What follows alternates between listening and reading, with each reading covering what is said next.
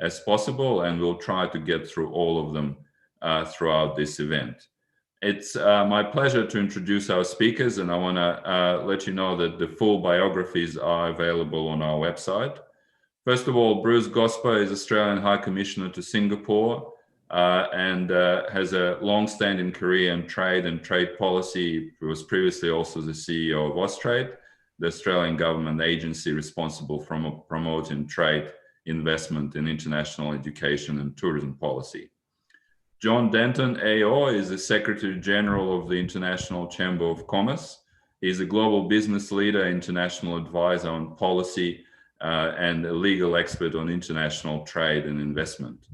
Deborah Elms is a founder and executive director of the Asian Trade Center and works with governments and companies around the region and the world to design better trade policies. Eunice Huang leads Google's trade policy work in the Asia-Pacific region and also Google's engagement with the WTO. And she previously spent over a decade in Singapore government's administrative service. Lisa McCauley is a well-known trade expert who will moderate today's discussion, and she's executive director of the Global Trade Professionals Alliance. And you can find the full biographies of our panelists and information about this event on our website. So welcome and thank you for joining us. And Bruce, over to you. Well, thanks very much, Philip.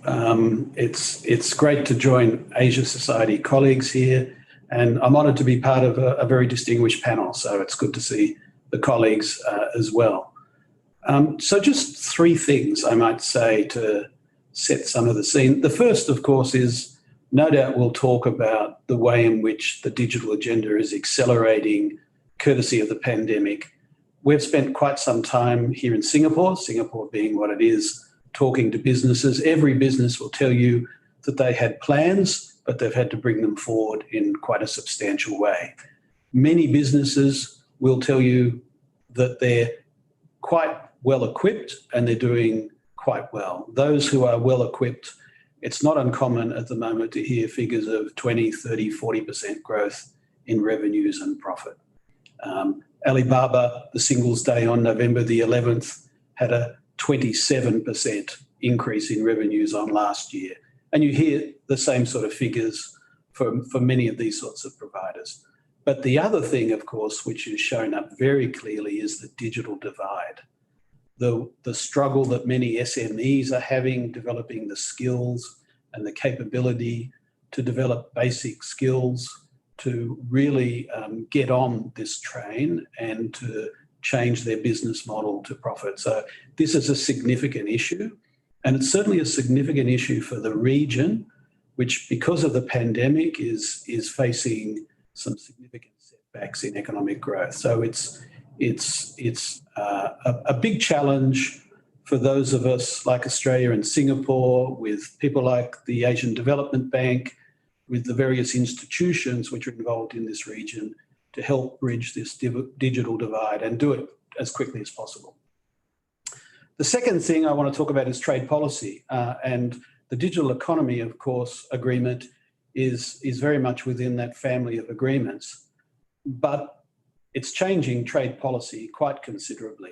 When we negotiated the Singapore-Australia Free Trade Agreement in 2003, which is a very advanced agreement, it had only 10 provisions on the digital economy, on e-commerce.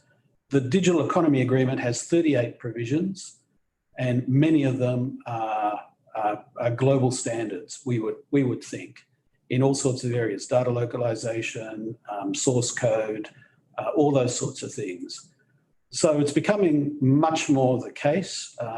14 of our free trade agreements have provisions that relate to the digital economy, but this agreement is very much modelled on trying to set best practice, trying to set some sense of a benchmark for the region, and something which we hope will be something that others would look to come to. So it's an advance on the Trans-Pacific Partnership when it comes to the Digital Economy Agreement. It is an open agreement in the sense that it's got lots of potential for further growth. It's not just treaty level commitments, but it's a lot more than that. And I guess that's the third point I want to make. It's a digital economy agreement. So even though we're used to the notion in trade agreements that you talk about barriers beyond, at and behind the border, so it is with the digital economy that you're talking about many issues that relate to all facets of economic and social life. Makes it a much more complex agenda. It makes it very difficult for governments to deal with this. There are so many interests. It's impossible to see this progress without really substantial input from business itself about what's happening, because regulators and the people negotiating agreements can't possibly keep pace with the speed at which the economy is moving on the digital front. It's moving under our feet constantly.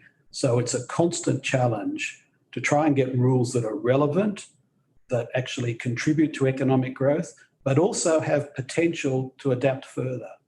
And that's why with the Digital Economy Agreement, we ensured that it's not just treaty level commitments, but it also has provision for ongoing work between economies in the sort of areas that are emerging all the time. So artificial intelligence and the ethics that relate to that, provisions for digital identity, how we might handle e-certification and e-invoicing, issues around personal data protection, trade facilitation, all those sorts of things are ongoing pieces of work. The agreement can't be one that, like most other trade agreements, we come back to periodically to update. It has to be an agreement which we're constantly engaging with business about, so that we ensure that we're getting the right sort of input to that agreement to make the most of it, to actually help our citizens be equipped, to make sure that we're adjusting the digital framework in ways that contribute to the growth of the economy, to make sure we're keeping pace with the big trends globally with business. One thing we learned from the WTO Doha negotiation is you can't have an agreement, you can't have a negotiation which doesn't keep pace with the interests of. So this is a really key objective we've got on the digital economy front. I might leave my comments at that. Thank you very much, Bruce. And I am going to take over now and start to moderate the discussion.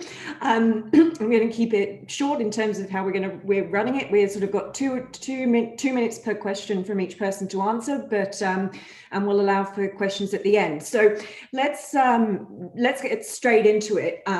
You talked about keeping up pace with industry, Bruce. And I'm going to throw this first question to John, but can standards keep pace with digital advancements, particularly when we're looking at things like artificial intelligence, blockchain, and new digital services? Well, thanks very much, and it's great to be with you all, and thanks for the invitation and the opportunity to speak. Just quickly before I respond to the question, I think it's really important to understand that the ICC that I represent, we are the institutional voice of 45 million businesses. So we are the largest business organization in the world. We have a seat at the UN, with the principal interlocutor with the WTO, these days with the G20 and with most Bretton Woods institutions. We have a commitment to enabling business worldwide. We're not for profit, by the way.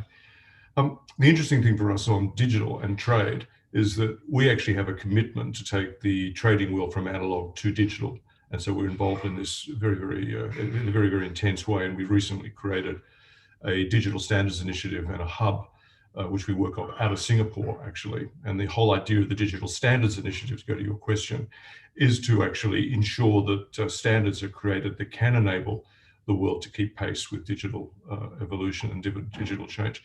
I think one thing that people don't fully understand, it's important to recognize that at their core, standards represent mechanisms to share what good looks like across a wide range of topics required to enable digital trade. Some standards will actually be technology agnostic, like standards pertaining to legal identity, for instance, or the information required to be contained within negotiable instruments.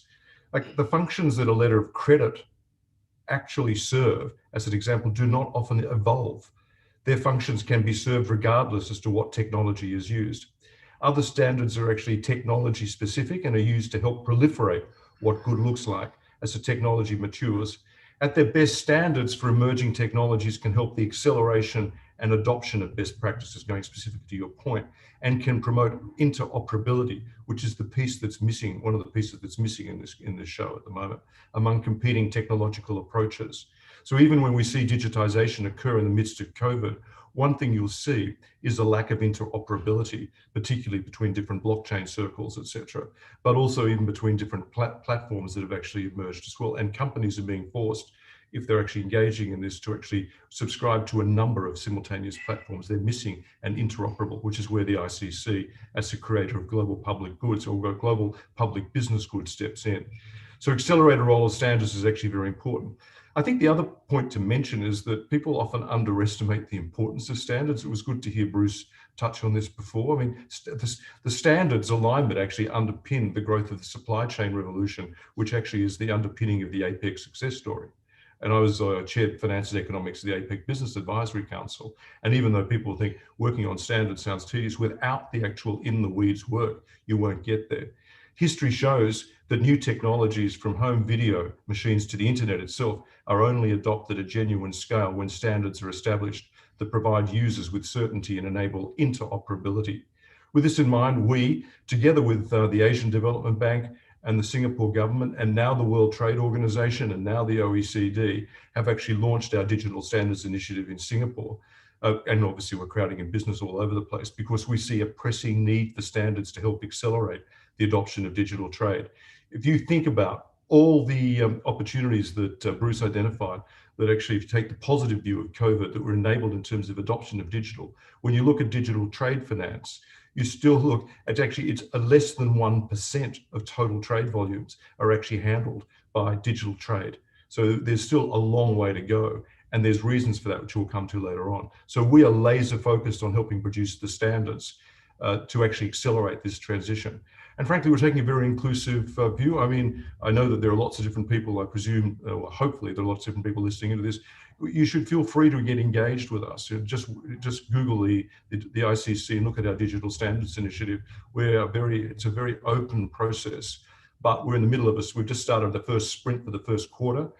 We've been crowding in, and the other thing is we're just bringing in the Islamic development banks, various Central American development banks, African development banks, because we are actually creating a global set of standards out of our Digital Standards Initiative, not just for Asia.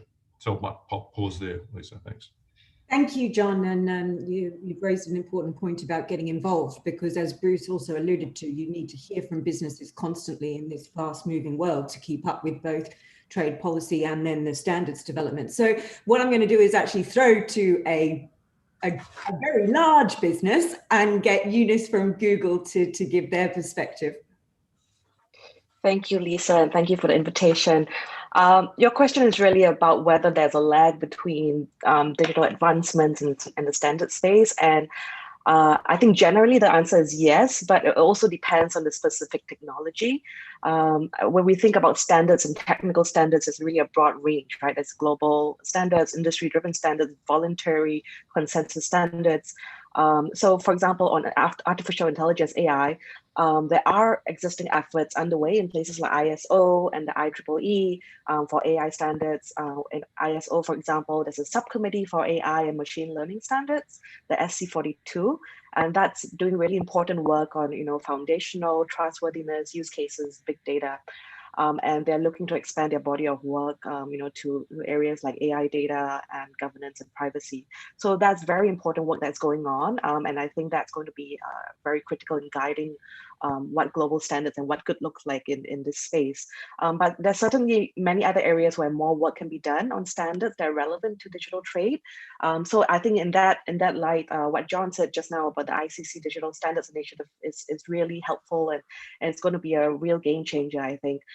Because if you take a step back from the industry perspective, from a business perspective, standards are really valuable for a few reasons, right? So it reduces really the cost of operating across borders. It brings down compliance costs with greater harmonization and interoperability. It's a very useful tool to help businesses scale across markets. So thinking about all the SMEs that have to comply with the different standards across different national jurisdictions, I think having a common standard will really help. And then the critical point about engendering trust in the product itself. So for example, Google Cloud, being the first cloud service to receive an ISO 27701 certification as a data processor, that is a very important distinguishing factor, I think, for the business as well. If you think about actually traditional goods trade and what is contained in the TBT agreement, there are really a lot of sort of provisions that rely heavily on international standards, right? So if an international standard exists, then this would fulfill the legitimate regulatory objective, and it should be recognized as a mechanism for compliance. So we need to really think about how to update this TBT kind of arrangement for the digital age. But not just technical standards, but also on norms, rules, and principles.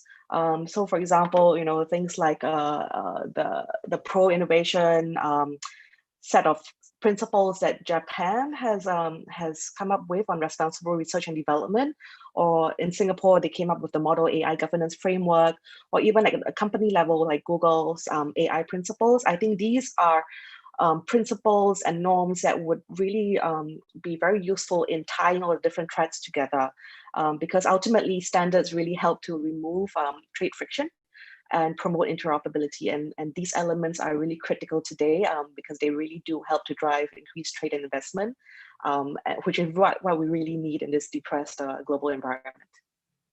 Thanks, Eunice. And so that leads me to the next question, actually, which is, we are all going through globally at the same time through the COVID-19 crisis.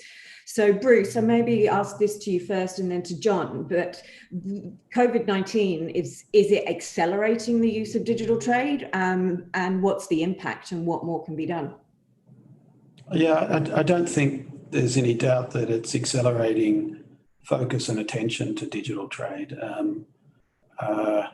You see it in the evidence is in the business sector when you talk to businesses about what's working and what's not. It's working from home. It's how to deal with all sorts of issues when you can't move people around in quite the same way. So certainly, it's goods sold over the internet. That's booming, but it's content, it's digitally enabled services, it's attention to issues like trade facilitation. So of course it's tending to be tied up with all sorts of other issues. The natural technological shifts that we were experiencing, the adjustments to supply chains that are underway at the moment. Supply chain is more than just sort of producing in a different country. There are all sorts of logistics that are associated with that, which require digital skills, digital systems, different ways of managing inventory and all those sorts of things. So we're seeing, I think, a real compression of the time that the world's got to adjust to the need for different skill sets and different ways of doing business. And I don't think that can be in any way contested at the moment. But on the other hand, of course, it's really showing up those businesses were some way down the path and those who had it on their to-do list, and particularly in the SME sector. So that's a bigger problem, and it's a bigger problem particularly for developing countries, I think, because they've got less wherewithal, they've got less of the government support and the like to sort of tap people into that. It's also showing up risks on the cyber front as well. We're seeing a lot of people exposed to risks there that haven't happened before.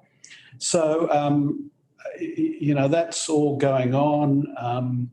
And, every discussion I see happening now in the multilateral or regional front, whether it's G20 or elsewhere, they've got these sort of themes of health and digitalization and sustainability mixed together.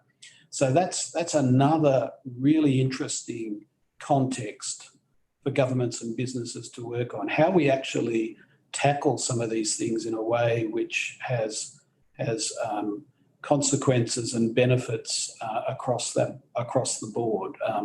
It's not as if we can park the sustainability issue while we deal with the pandemic issue and then come later to the digital issue. We have to learn about how we tackle all these things together and equip our economies and our societies and our businesses to do that in the right sort of way. There's no simple answer. We have to do it in a variety of forums. Now, even an agreement like RCEP, which a lot of people I notice have written down, it's actually got commitments on data localization and data flow and localization commitments that some of the economies in RCEP had never given before.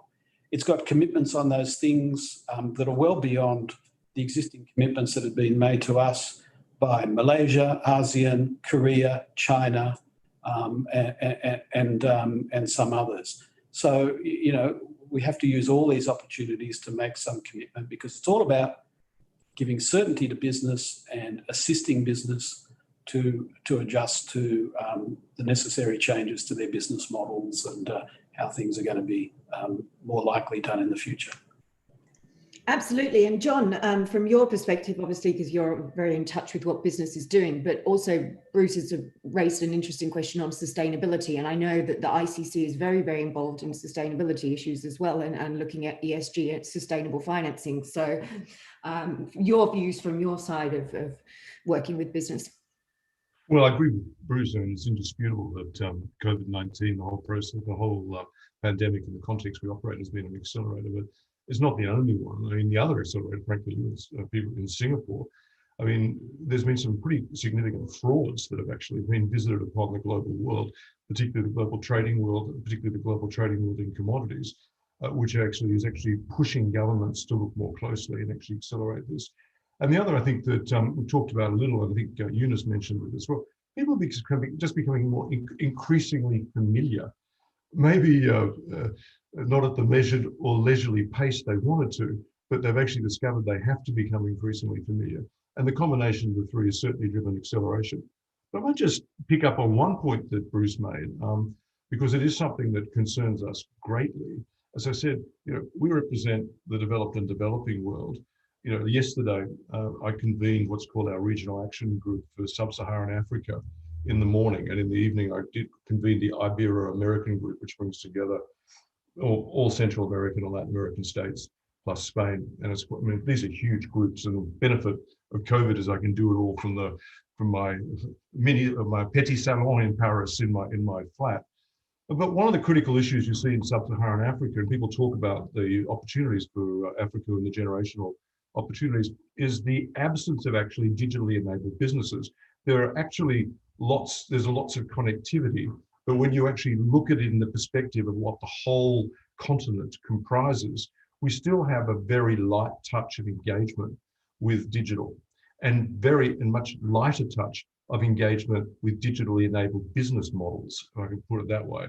There are very few businesses that are connected to payment platforms or creating digitized business models, which is why there's also another issue which we'll probably deal with when we talk about prospects for a global agreement.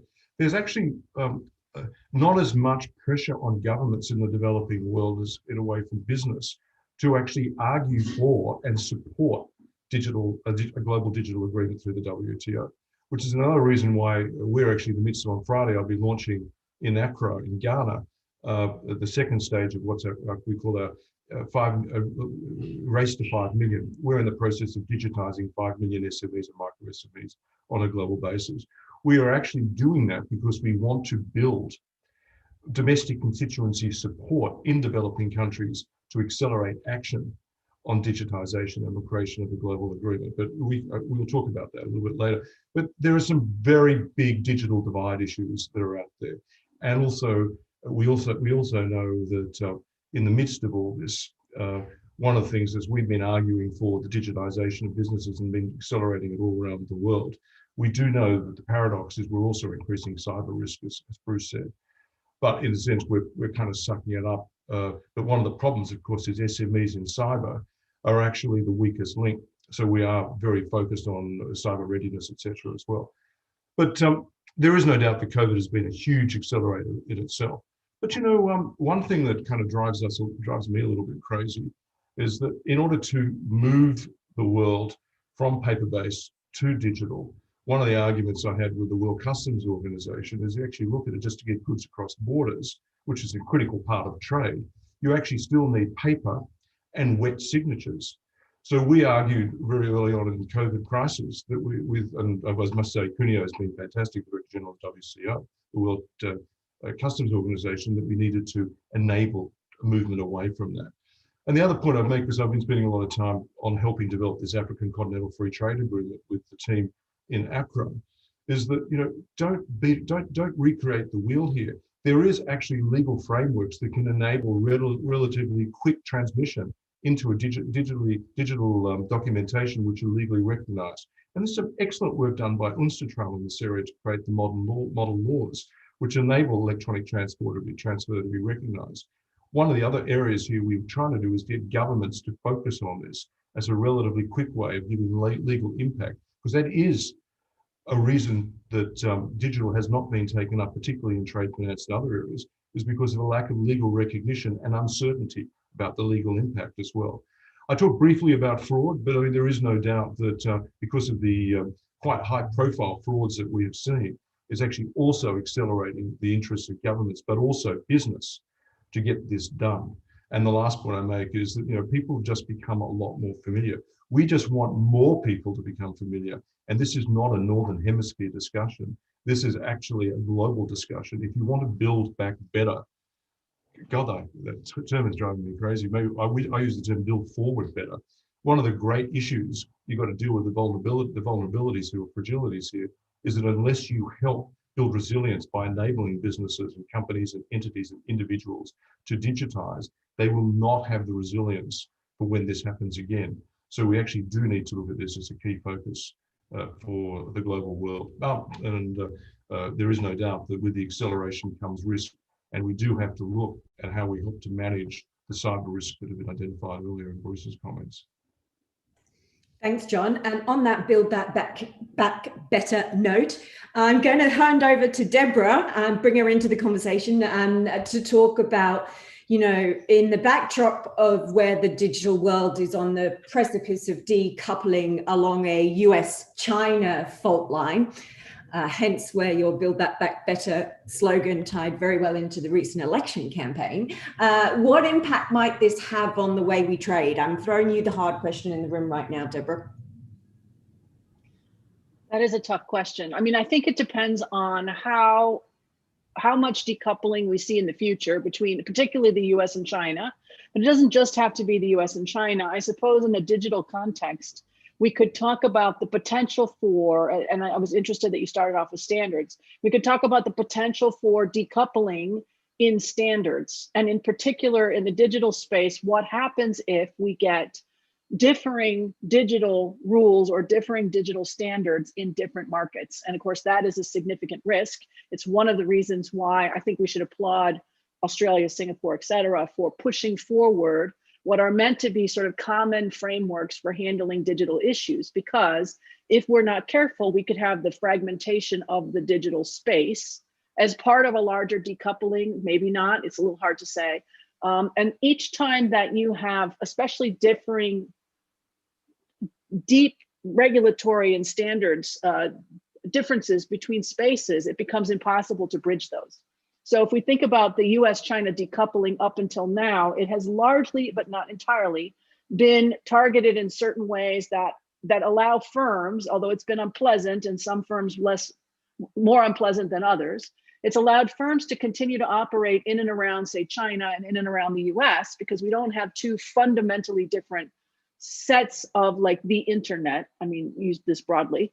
But if you had real decoupling, and particularly around real standards diversity between US and China systems, as an example, then that becomes very hard to navigate, because then you are either set up for this platform or that platform, and that becomes very difficult. So I think if we're looking at decoupling, of course, there's a million ways we could think about this, from strategic and from political arguments, but and across the economy. But if we're looking at it in a potential digital space, I think it's maybe why you led with standards. Well, partly because it's Australia and you all care deeply about standards, but also because they matter. And where do they matter? They matter in the digital space, because if we have alignment across basic standards, it's easier to do business. It's easier for consumers to consume whatever they're doing or do whatever business models they have. But if you start having divergent regulatory standards in place around digital, then you wreck the promise of digital, which was especially crucial for me, that you could be the micro multinational. You could be in your dining room and you could be delivering global goods and services to consumers and suppliers everywhere. And if we start creating these incompatible, decoupled systems, then that micro multinational no longer exists as an idea. And I think that for me is a bit of a tragedy, because that's part of why we had so many small businesses joining the global economy. So that's where we're at. That's the sort of risk that we have. And so I think it's worth thinking through and applauding, crucially, efforts to try to keep those rules consistent. So the last thing that I would say just on this point is the more that we need the rules, but without, and I'm sure Eunice would say yes, without all of the loopholes, and crucially without all of the footnotes that say that therefore this doesn't apply to me if I decide it doesn't apply to me. So we need to have the rule, and then the rule itself needs to be as consistently applied as possible with fewer flexibilities, or at least more consistent, clarified flexibilities. Otherwise, it's just too hard to operate. Eunice, do you want to respond to that? Yes, agree with everything that Debbie said. And from the business perspective, really fragmented rules and systems really they don't just add to business costs, but if you think about it from an ecosystem level, they also have huge implications for competition, for innovation, and for companies' ability to scale and to grow. Because the fact is that really digital technologies are by definition global in design. And that's a huge part of their power and their potential. And if we were to have this kind of fragmentation, if we're going to have uncoordinated digital policies or regulations, if we're going to have walls around the digital economy, we really risk undercutting the internet's trade and economic benefits. And that really makes it harder for businesses, especially SMEs, to benefit from the digital opportunity for transformation. But which is why it's really so important to have very predictable rules that act as sort of interconnectors, right? Like when you go travel, you have a travel adapter. You need those bridges that's fostered through standards, through mutual recognition agreements, through rules and norms like the Singapore-Australia digital agreement.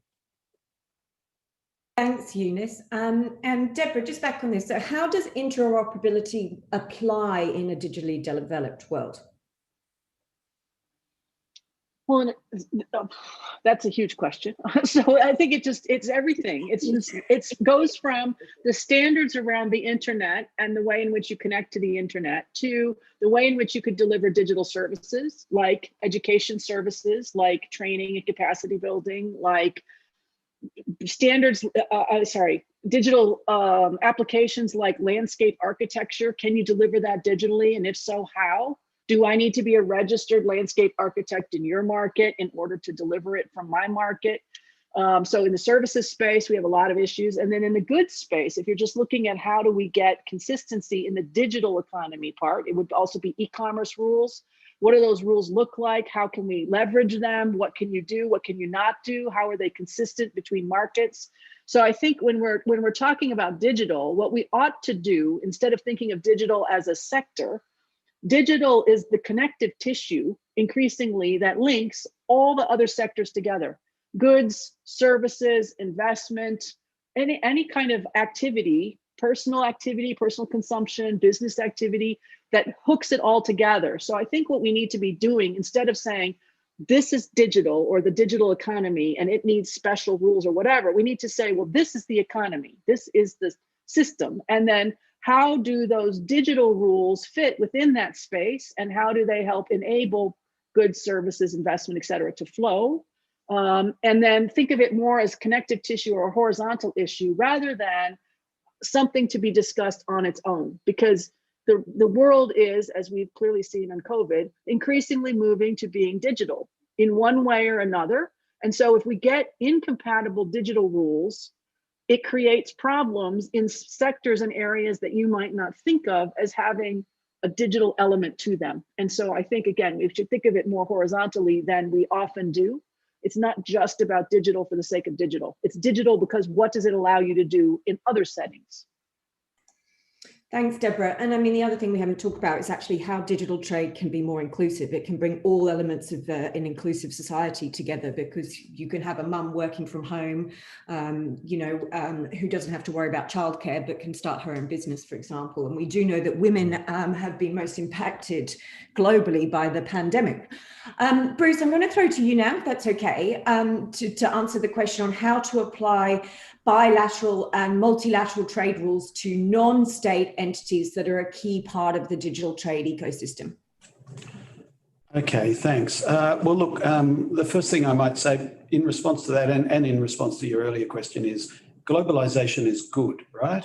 A big part of what Singapore and Australia were trying to do was to ensure that we've got the conditions to keep markets opening, goods, services, intellectual property flowing under the right conditions, all that sort of thing. So it's a big ongoing task.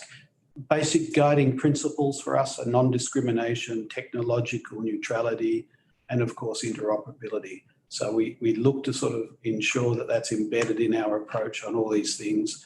And when we look at what we're doing ourselves, we never look at just what our interests are. We look at the region and indeed globally, and how we can actually create a better environment where others might like to join in, join on, emulate, do better in all these sorts of areas. We dearly love others to do better than we've done.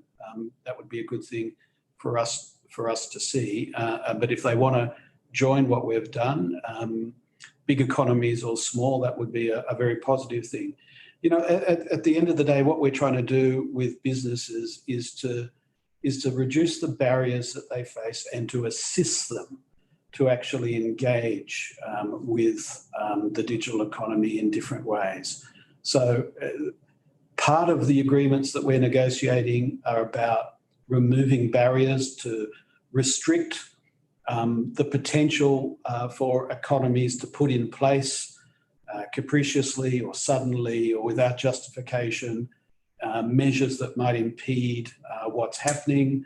Part of it is about actually assisting businesses to capture the opportunity that's available by opening new channels and the sort of commitments that support that.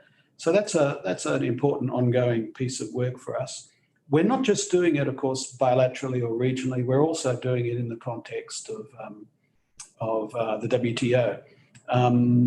The WTO, which I could talk for some time about, is doing some good thing on two particular subjects. And one, of course, is the Joint Statement Initiative that was co-convened by Australia, Japan, and Singapore. So, interesting group of countries where we've now got almost 90 countries, 90% of the global economy, so China, the US, the EU, Japan, Korea, many others, signed on as participants in this, which is about actually developing in the WTO context some of the rules of the road for the digital economy.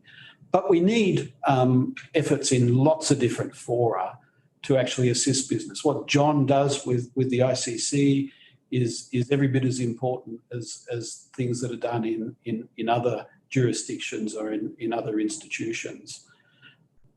It's of course not just about businesses, and I think you make this point very well, it's about enabling our citizens to participate in the economy.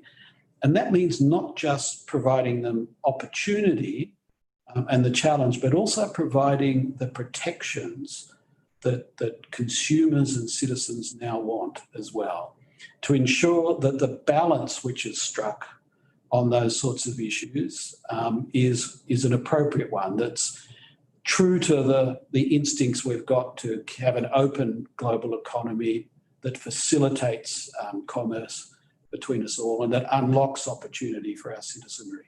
So we have to make sure that we get those balances right as well. Our instinct will always be a very open and growth-oriented one, but those instincts are alive in all our consumers and citizens, and we have to make sure we're paying them good attention as well. Absolutely. Now, we're having to tackle some really big topics here in about we were asked to tackle this in about 35 minutes, which is, as all of us probably on the call would know, we could probably talk for hours on each of these different topics individually. Can I ask if the panel would be okay to stay on for just maybe a couple of extra minutes to just answer the final two questions? Is that okay with you? Because I do think we've got two other topics that I think we should try and address on this. You know, you brought up the WTO, Bruce, and so one of my other follow-up questions to this was on looking at sort of where we could go with a global trade agreement. And I might just quickly whiz round everyone to get their opinion on this as well. John? Oh, look, thanks very much. I mean, I hear what Bruce is saying. And also it's great to see the leadership, frankly, having been involved at the ICC. I was at the launch in Davos in 2019, and I've seen the extraordinary role that Francis Lisson played in Geneva, who was the ambassador. And I know I was talking to George Mina will continue to play that role. Australia's actually played a very significant role. And it is kind of sweet that it's Australia, Japan, and Singapore. I mean, I suppose the nice thing for me to say is that we're cautiously optimistic. The challenge I see is, first of all, there's been fabulous momentum on one level, but if I could, that's because we're not dealing with some of the tougher issues. So we're actually fabulously crowding in people, building momentum, and then in Geneva speak, or in the Geneva bubble, we'll get around to it. By that stage, we'll have momentum and we'll be able to grapple with the tougher issues. We at the ICC have actually been, I would say, pretty critical in pushing this agenda along. We have a very inclusive group of many businesses globally who are feeding into our interventions in Geneva on a constant basis and elsewhere. I mean, what we want is greater market access and connectivity across the board. We want, and this is something that I actually was personally involved with running this campaign last year, which was a maintenance of the moratorium on customs duties on electronic transmissions. And make no mistake, this is a tough issue. I mean, I was almost in like hand-to-hand combat with the Indian Minister of Commerce on this, who was prepared to actually withhold support from the moratorium. And we were deeply concerned that for a period of time, it looked like Indonesia would support this as well, the dropping of the moratorium. So this is not a given. We want it actually made permanent. We're happy that it's been, in a sense, the can's been kicked down the road, but this is a huge issue. If we start having a duties payable on digital downloads, basically, think about the havoc that will be caused, and we talk about fragmentation of the digital platform. This will actually suffocate it, which is a huge problem we see as well. So we actually do need to grapple with that, and for business, a permanent moratorium needs to be incorporated. We want new disciplines building on the trade facilitation agreement that are TFA plus, because we think there needs to be simplified processing of low-value shipments, commitments on cross-border consumer protection standards, going to Bruce's point, and a significant scale-up of trade-related capacity building. I don't think we should underestimate this. As I was saying before, when I talk to businesses and governments in developing and least developed countries, they need capability building. And also some of the winners in this need to get involved as well, not just governments. Some of the extraordinary payment platforms, some of the extraordinary businesses need to be engaged in building this capability. Digitization and digital business models always sounds more sophisticated than it really is. But often, as I say, when we do a project with UNHCR in Lebanon, a lot of it's taking, my grandmother is actually knitting. She knits very nice scarves. Help her put her scarf on Instagram. Help her connect that to a payment platform. She's got a digitally enabled business. She's an individual. She can actually build a meaningful life for herself. That's actually inclusive digitization. That's what we're aiming for. And that's how you actually build global support to create a global common goods, which is a properly functioning e-commerce global agreement. But it's hard yards. It is hard yards, and I couldn't agree more. And I know that both Deborah and Eunice in their organisations do a lot of work on the ground to support building up micro to small to medium businesses capacity as well. So Eunice, perhaps over to you to just address this question, and then Deborah. Yeah, we have been doing, I mean, we have been doing a lot of work on skills, to be very honest. because there's no, I mean, there's no way you can really fully harness the potential of the digital economy without skilling the people with the relevant knowledge that they need. So, you know, and we see this interest in digital skills growing, you know, because of COVID, where everyone has been forced online, right? So in Australia, for example, we're talking about Australia, you know, our digital skills classes, 300% increase, you know, during the COVID period alone. And we're supporting all sorts of different organizations, you know, in Indonesia, in Thailand, in Vietnam, on digital skills, and also sort of using digital to also support job seekers, partnering with governments. So basically trying to show that digital is really something that helps and permeates through the economy, and that, you know, if governments put in place a right policy environment, this can really be very transformative. Deborah, any comments here? Just to say, you know, a lot of small businesses actually they may have the skills, they may have the ability, but sometimes what they lack is the ability to sort of put it all together in a way that makes sense. So, yeah, no, yes, can sell scarves on Instagram. Lots of our small businesses do exactly that on Facebook or Instagram or whatever. But then they get stuck because, as an example, payments become a nightmare and they can't actually get paid. Or their logistics is a problem because they can't get the scarf from where it is to where it needs to be, or the logistics cost is too high. So even though they're making splendid scarves that there would be a huge market for, and they can find consumers who want them, getting them in their hands at the appropriate price point turns out to be a challenge. And so again, I would say if governments really want to support small businesses, you have to think about both the digital economy, which is the sort of sexier part at the moment, but also a lot of the unsexy bits that make a huge difference to small firms. Customs procedures that John was just discussing, you know, payments issues, which we keep putting on the back burner, you know, all these kinds of things that are part of that enabling environment, absolutely critical, because it will make the difference between success and failure as a small firm. And I think, again, especially the pandemic certainly shows us, small businesses are crucial. And if we can't make the environment work for small businesses, then we have a real problem ahead. You know, small businesses, you know, Google is going to survive probably most things. They're very good. They have fantastic people. They have lots of them, can come up with lots of solutions. But if you're small, you don't have those options. So you need to have an environment that works, that is fairly straightforward, simple, seamless.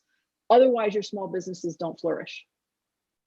Well, you know me, Deborah, I like the unsexy stuff. I've done it for my whole career. No one else wants to do that. So, you know, I've made a career out of doing that. So one more question, and then I'll go to the chat and just see if we've got any questions. But I mean, everyone here plays a role in being either setting policy or being the voice from business to drive policy. So for everyone that's on this, watching this event, and it's largely a number of business people, could each of you say, how can they get involved? What should they do and why should they do it and why it's so important? I'll start with you, Bruce, John, Eunice, Deborah. Well, I think the most important thing is that from the vantage point of the sort of work we're doing is that businesses contribute. It's what's most important for us is that we know what their priorities are, what we can do that would make the most sense for them. So as an example, one of the things we found was that there was an interest here from the Singapore Food Authority, which we were able to marry with an interest from our agriculture department in how we can introduce e-certification, because that takes friction points out of supply chains. It takes out error and uncertainty and unpredictability, and it links important synergies. Our ability as a food producer, Singapore's logistical and food manufacturing capability, and produces a better outcome. But we have to have businesses tell us what really makes a difference for them. So you can do it through your business association, people like you, Lisa, who can feed into the government. There's all sorts of apparatus that are set up for that. They can do it through people like ICC. But it can't work unless businesses actually contribute and tell them what makes the most difference for them. Absolutely. And John, how people can engage with you at the ICC?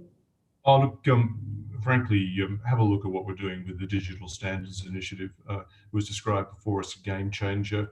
It does create the momentum and it's probably the best chance at the moment to create a way of bringing together all the various ecosystems. So if you are a business person, you are interested, you have issues on standardization, or you just want to learn more, have a look at what we're doing on the Digital Standards Initiative.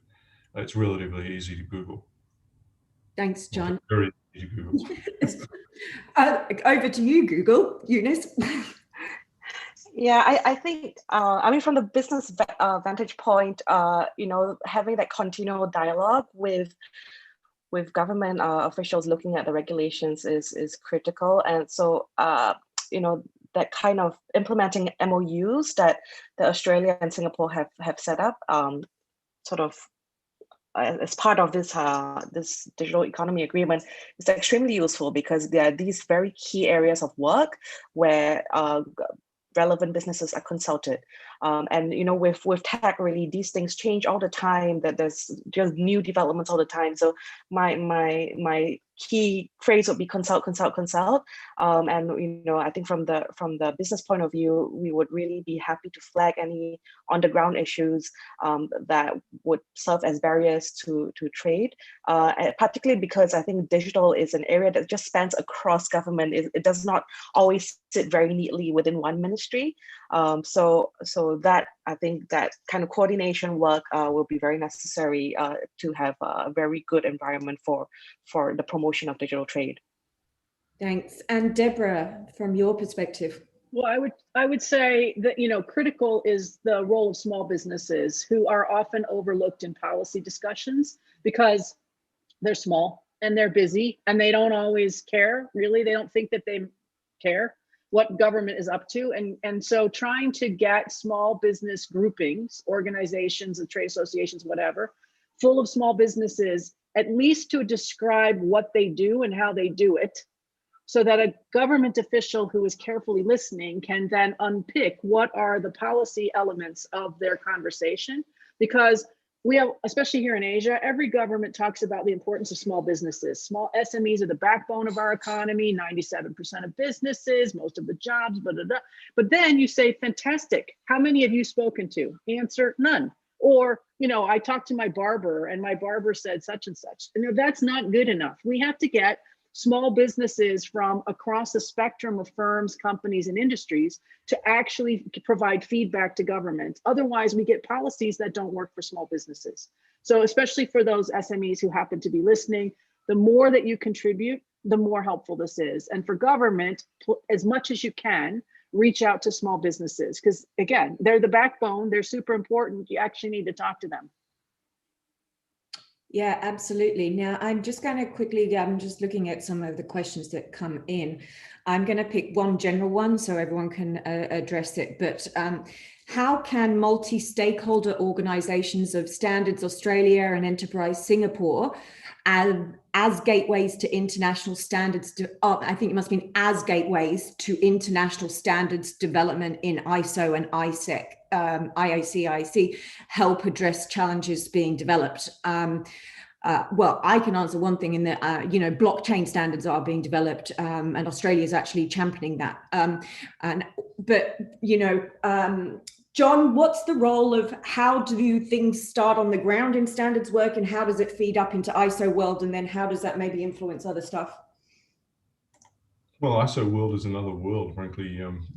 I've spent a bit of time with ISO because I got very concerned about the absence of any thinking around standards for global mobility. So I spent time with, I mean, they're a wonderful team, but their processes are incredibly laborious to actually get to us. And I understand why, etc. But talking about Standards Australia, by the way, Enterprise Singapore is actually fully engaged with us because I think also Singapore understands as one of the most important global trading commodity hubs in the world, it actually needs to really ensure that the most efficient trading occurs.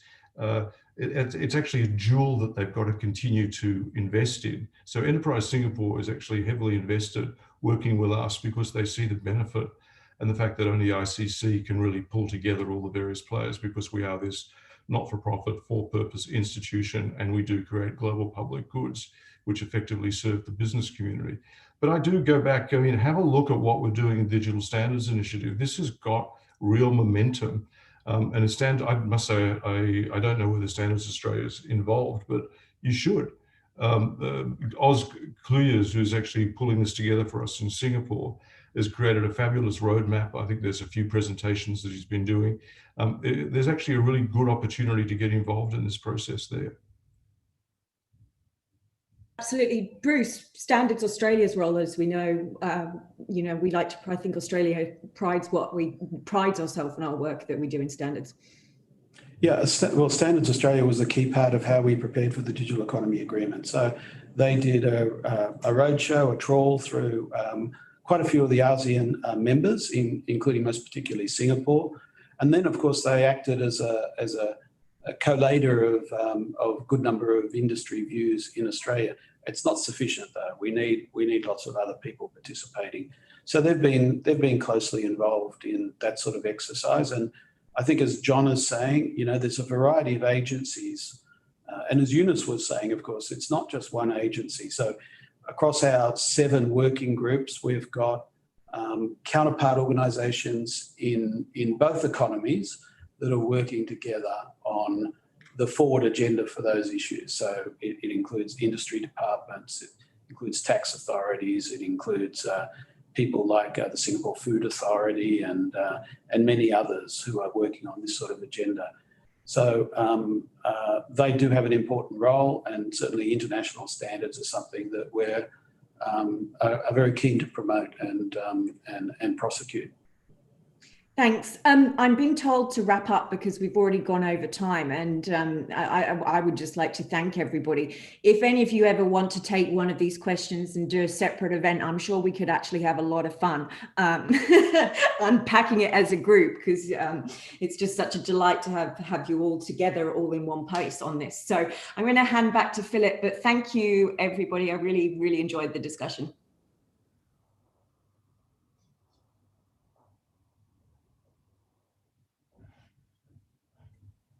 I think he's becoming. Yeah. Oh, I'm very sorry. Thank you very much to all of you for this very interesting discussion. And we could definitely go on for another couple of hours. And we will go on tomorrow. So please join us tomorrow for the second part of this program at 12 p.m. Australian Eastern Daylight Time and 9 a.m. in Singapore for the part B of this program, where we explore how Australian and Singapore companies can capitalize on the benefits of the digital economy agreement. Today we spoke about policy. Tomorrow we'll talk to business on how they actually going to use this kind of agreements and standards. So thanks so much to all our speakers. Thank you to Austcham Singapore and to the Global Trade Professionals Alliance for partnering with us on this event. And of course, thank you to all our viewers and listeners for joining us. And if you like these kind of discussions, you either need to join Asia Society as a member, or at least subscribe to our publications and newsletters. I will see some of you hopefully tomorrow. Thanks very much. Thanks, guys.